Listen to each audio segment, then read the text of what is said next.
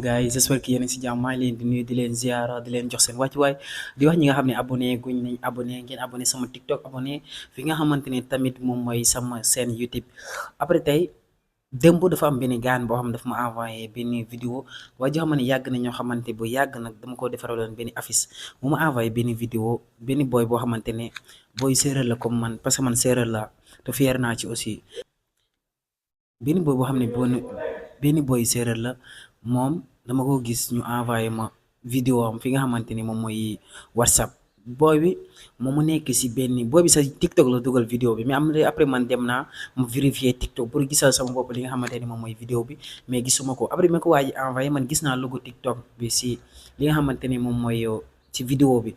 Boy bi muy nekk si li nga xamante ni moom mooy si benn juma nekk si biir juma ji moom di fecc. te booy boobu soo xoolee sax nga xam ne booy bi lu mu bon booy bi nekkatul xale lu mu bon war na am environ 15 ans 16 ans ba 17 ans bon xam na ni kooku mu ngi ànd ak xelam xam na lu baax xam na lu bon moom mu dugg si biir juma di fa fecc. Après loolu mu pare nag moom def yemu ci moom da ko dugal fi nga xamante ne moom mooy TikTok ba kooku jot si mu nekk loo xamante ne naqari nañu trop parce que man ñu bari bi ma ko statee ñu bari affaire bi da leen naqari ñu may laajte loolu ban village la ci ñi nga xamante ne moom mooy village après vidéo bi dinaa ko dugal fii ni amaana ñoo xam ñu am ñoo xamante ne ñoom dinañu xam booy bi. jour chaque jour noonu we fata avancé a paam ba njir ba lool ba ngeej fata jeg jam a paax a paax yal pexey ke yal fañ we yal tuumal ke yal noon we Papa Baye Fall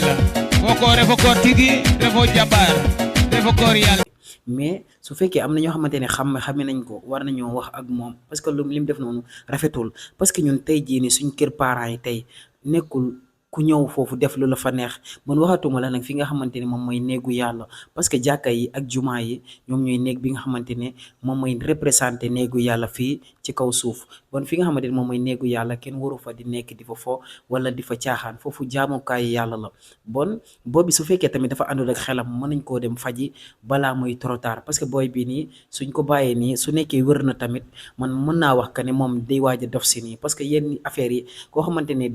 mooy dof kese moom moo ko sañ xale bu ndaw sax sañul lii waaye li nga xamante ne moom bokk na si li ko gën a indi mooy musique yi nii ñi nga xamante ne booy ñu ngi koy déglu te yow soo si waxee rek booy mën nañ la see saaga wala ñuy wax wala ñu lay wax te booy yi nga xamante ñoom ñoo koy déglu rek wala ñuy dem si musique yooyu di ko fecc yow soo xoolee booy yi rek soo xoolee seen comportement nii rek yow dañuy xam ne booy yi nii wéruñ wér sax defuñ ko wéruñ jéemuñu wér xamuñ ci seen diine daara ñoom jàpp nañ àdduna bii nii da ngay nekk zone def lu la neex yàlla du jël xale te yow tout moment ñun dañuy xool koo xamante ne moom